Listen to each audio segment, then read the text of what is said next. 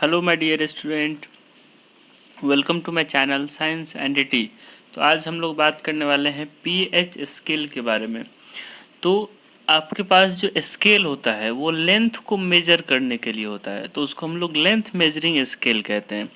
लेकिन अगर एक और स्केल है जो कि पीएच को मेजर करता है, तो कोई भी चीज़ को मेजर करने के लिए जो चीज़ का यूज़ किया जाता है उसी को उसके करस्पॉन्डिंग हम लोग स्केल कहते हैं। तो अब बात है ये पीएच स्केल क्या है। तो जिस स्केल पर हम लोग पीएच को फाइंड करेंगे, पीएच को मेजर करेंगे, उसी को हम लोग कहते हैं पीएच स्केल। तो अब बात है इसका डेफिनेशन क्या होगा। PH scale is a scale use to measure the strength of RNS acid and base. तो आरएनएस एसिड और बेस जो था, आरएनएस एसिड बेस कहते किसको थे, तो ऐसे सब्सटेंस जो एक्वस सॉल्यूशन में H प्लस आयन रिलीज करेगा उसको हम लोग आर्हेनियस एसिड कह रहे थे। और ऐसे सब्सटेंस जो एक्वस सॉल्यूशन में OH माइनस आयन रिलीज करेगा उसको हम लोग क्या कह रहे थे, आर्हेनियस बेस कह रहे थे। अगर आर्हेनियस एसिड है तो उसका कितना स्ट्रेंथ है, और अगर आर्हेनियस बेस है तो उसका क्या स्ट्रेंथ है, इस चीज को मेजर करने के लिए जिस स्केल का को काम में लाया जाता है उसी को हम लोग कहते हैं पीएच स्केल।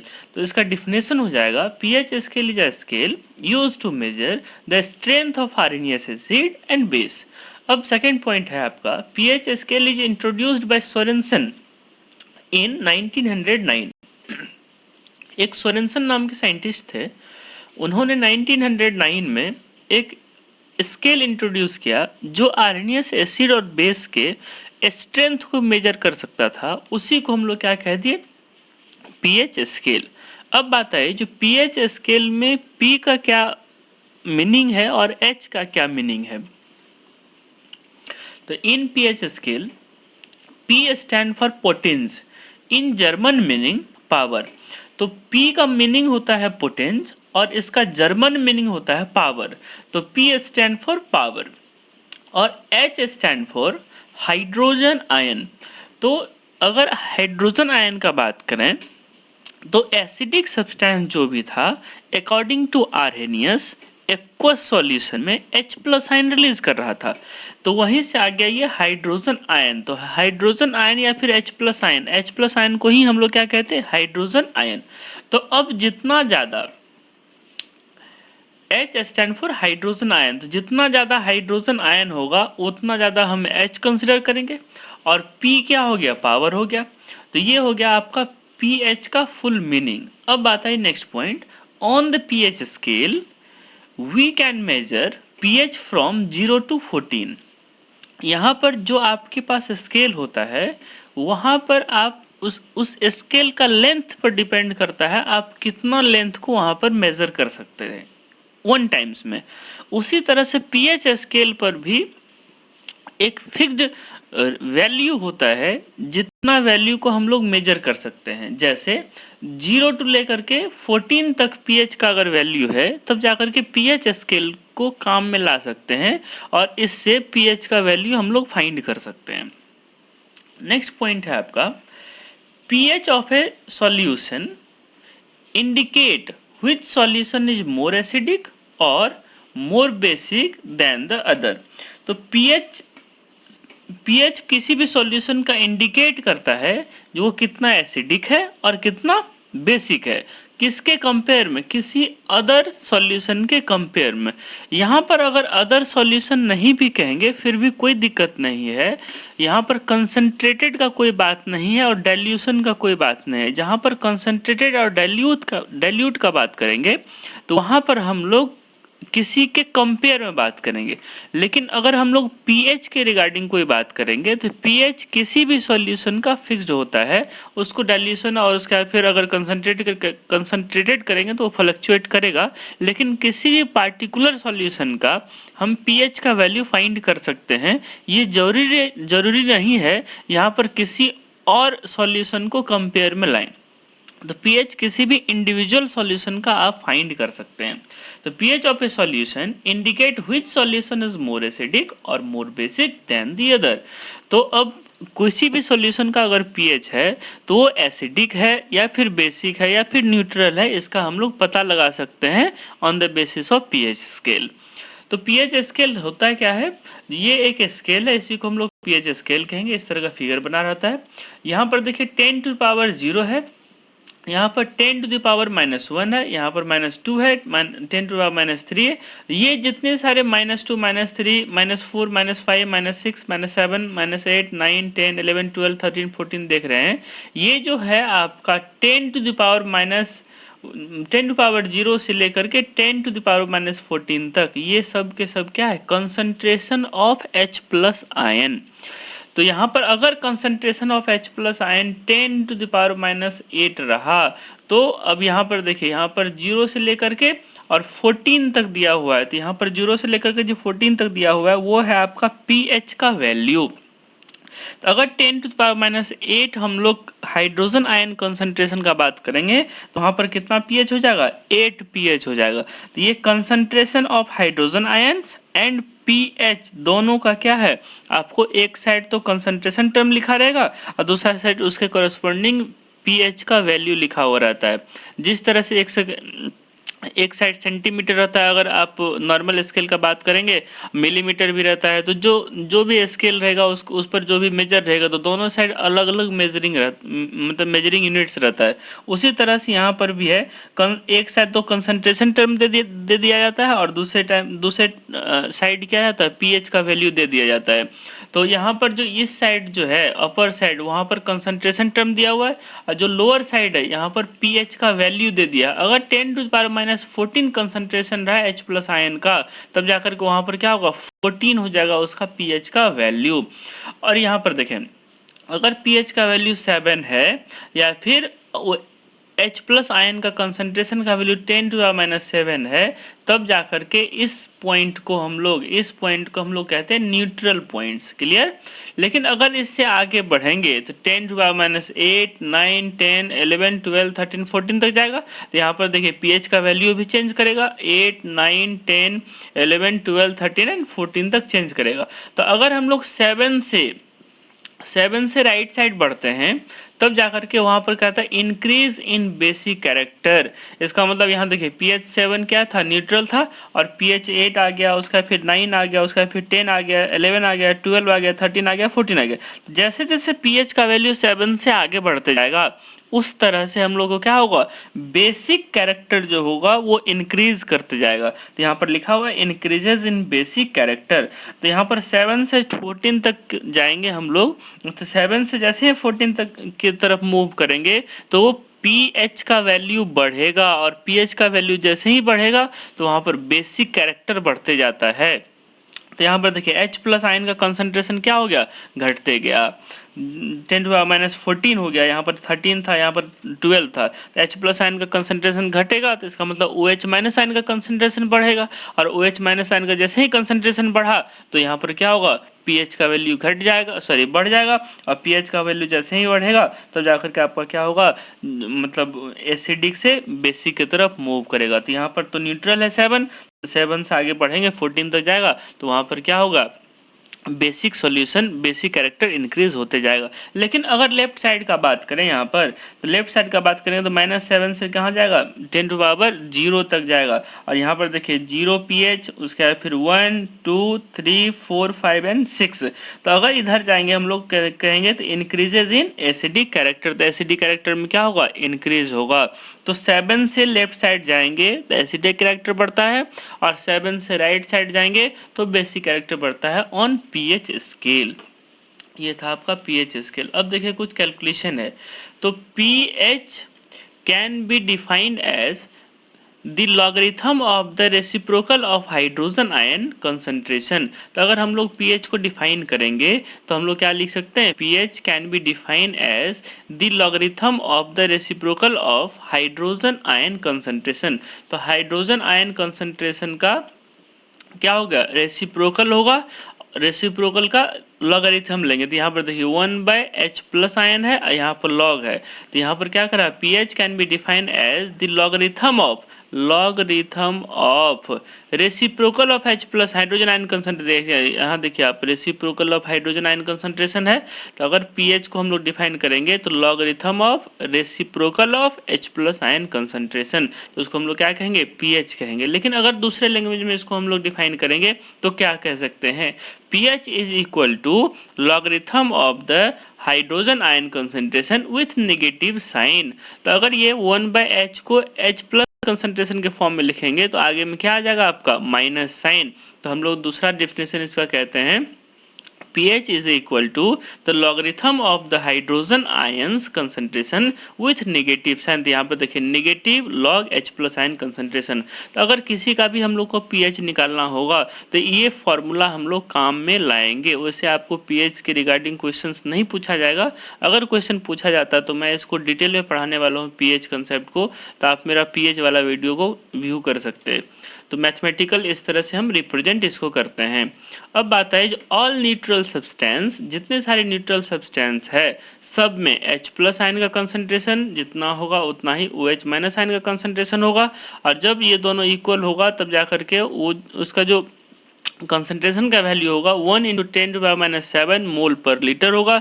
अगर 10⁻⁷ हो गया तो यहाँ से देखिए आप pH का वैल्यू क्या हो जाएगा, 10⁻⁷ में 7 हो जाता है pH का वैल्यू, और pH का वैल्यू जब 7 हो जाएगा तो सॉल्यूशन क्या हो जाएगा आपका, न्यूट्रल हो जाएगा। इसका मतलब ऑल न्यूट्रल सब्सटेंस का pH कितना हो जाएगा आपका, 7 हो जाएगा।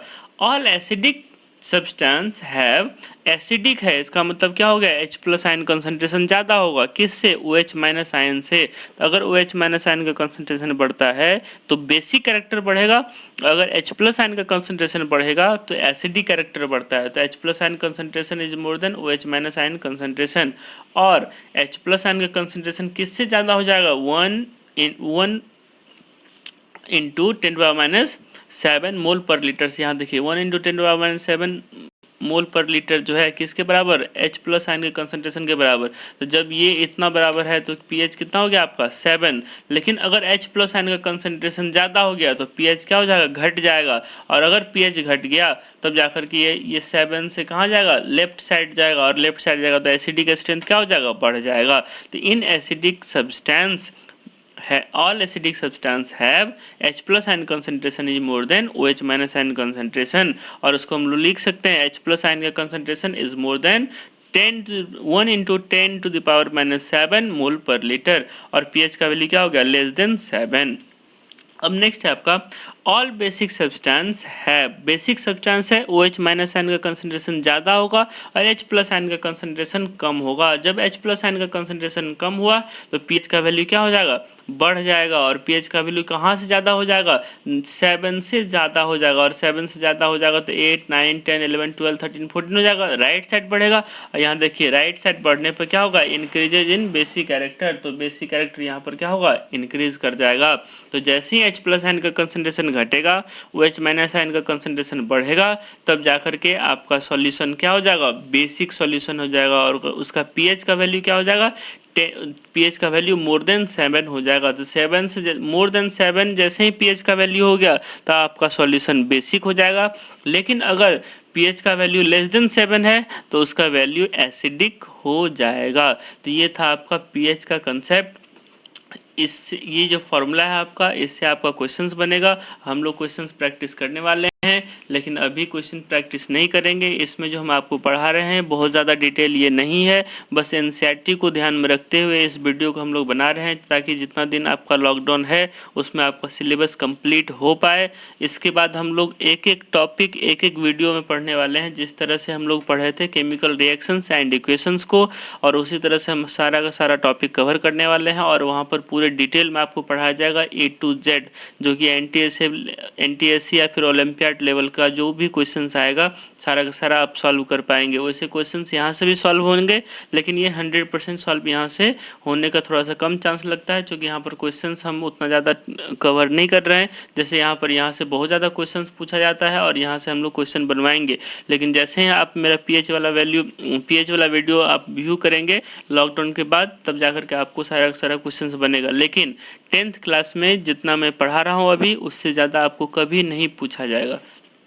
तो हम लोग का नेक्स्ट टॉपिक है आपका what do all acid and base have in common. तो नेक्स्ट टॉपिक आपका क्या हो गया, जो एसिड और बेस के पास क्या कॉमन है।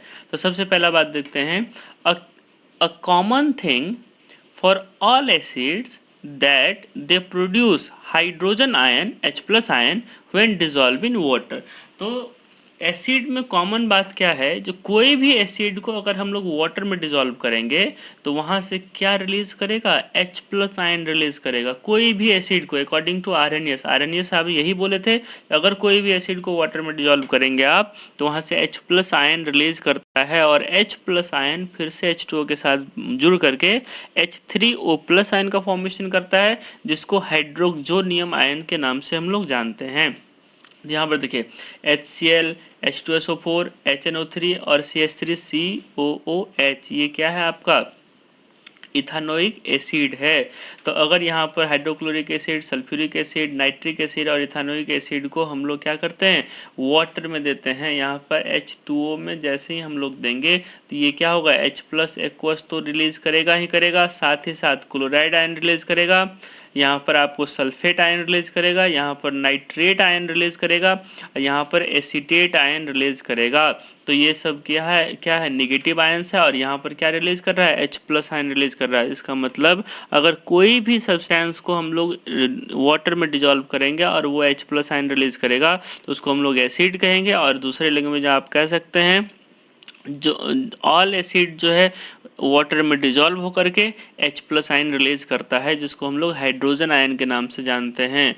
और due to less stability of hydrogen ion ये फर्दर रिएक्ट करता है H2O से और फॉर्म करता है H3O प्लस आयन को, और वो H3O प्लस आयन का जो नाम होता है वो क्या है, हाइड्रोक्सोनियम आयंस होता है।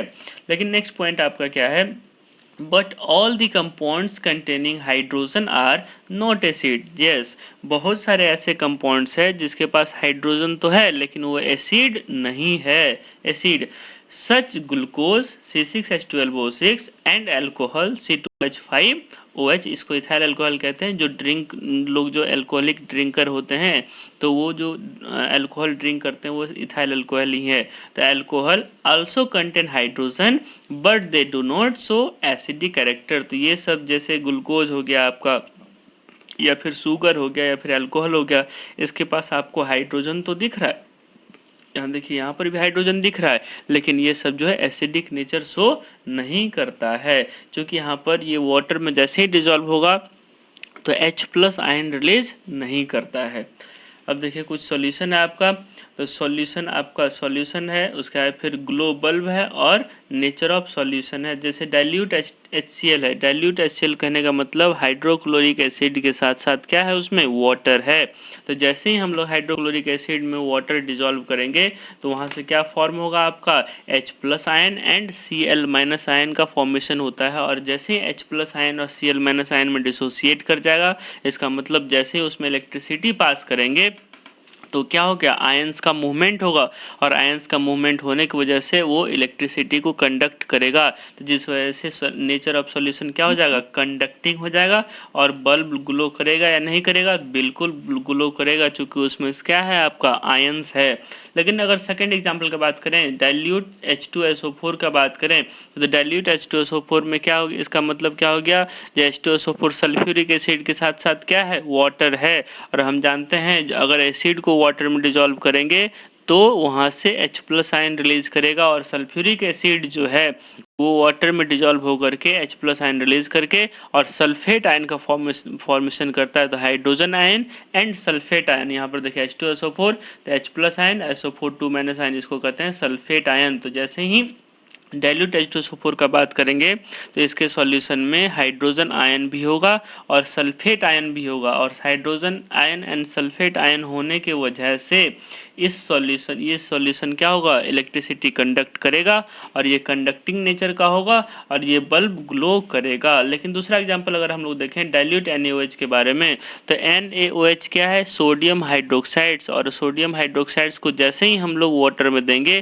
तो Na plus sodium ions plus OH minus hydroxides ion का फॉर्मेशन करेगा। और ये जो हाइड्रोक्साइड आयन है आपका, तो वो क्या है आपका तो जैसे ही वाटर में दिए तो सोडियम आयन और हाइड्रोक्साइड आयन का फॉर्मेशन कर लिया। इसका मतलब aqueous solution of NaOH containing ions that is sodium ion and OH minus ion.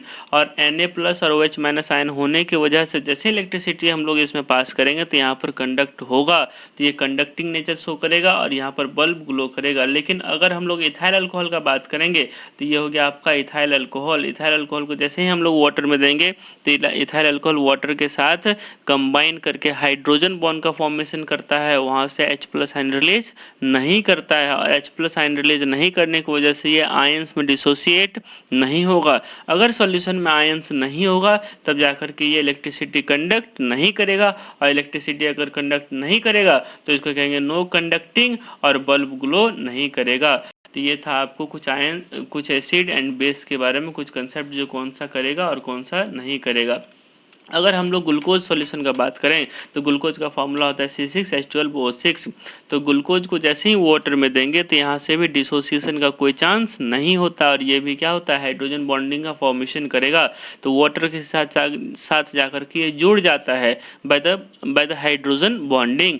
तो ग्लूकोज के साथ जैसे ही ये हाइड्रोजन बॉन्डिंग के थ्रू जुड़ जाएगा तो वहाँ पे आयंस रिलीज नहीं होता है। और जब हम जानते हैं अगर आयंस रिलीज नहीं हुआ तो जाकर के वो कंडक्टिंग नेचर शो नहीं करेगा। तो यहाँ देखिए नॉन कंडक्टिंग नेचर होगा, बल्ब ग्लो नहीं करेगा, ग्लूकोज सॉल्यूशन। तो यहाँ तक क्लियर है।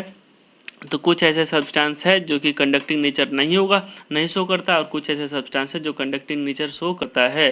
नेक्स्ट पॉइंट है आपका the solution of acid and base are good conductor of electricity. Yes, अभी हम तुरंत देखें यहाँ से, जैसे ये एसिड है और ये क्या है आपका बेस, सोडियम हाइड्रोक्साइड बेस है और HCl एसिड है, H2SO4 भी एसिड है। तो एसिड और बेस तो कंडक्टिंग नेचर शो करता है, लेकिन आपका कुछ सब्सटेंस कंडक्टिंग नेचर शो नहीं करता। तो यहाँ पर फर्स्ट पॉइंट लिखा हुआ है the solution of acid and base are good conductor of electricity. और नेक्स्ट पॉइंट लिखा हुआ है the solution of glucose and ethanol are non conductor of electricity. बिल्कुल, यहाँ पर glucose ethanol conducting nature show नहीं कर रहा था due to hydrogen bonding with water. A common thing for all the base is that all produce hydroxide ion when dissolved in water। तो common thing जो base में है वो क्या है, हाइड्रोक्साइड आयन रिलीज करेगा इन वाटर में जैसे देंगे हाइड्रोक्साइड आयन रिलीज करेगा, और एसिड को जैसे ही वाटर में देंगे तो वहाँ से क्या रिलीज करेगा आपका, वहाँ से रिलीज करेगा आपका H प्लस आयन रिलीज करेगा। और नेक्स्ट है आपका जैसे एग्जांपल है NaOH, MgOH का होल टू, CaOH का whole two, NH4OH etc। All bases because they dissolve in water to produce hydroxide ion. तो ये सब के सब जितने एग्जांपल यहाँ लिखे हुए हैं सब के सब क्या है, बेस है, और ये वाटर में डिजॉल्व करके OH माइनस आयन रिलीज करेगा। तो ये था आपका क्या, ये टोटल कंसेप्ट था जो एसिड और बेस में कॉमन क्या है। हम आज देखें पीएच के बारे में और एसिड्स और बेस में क्या कॉमन है उसके बारे में। Okay, thank you for watching.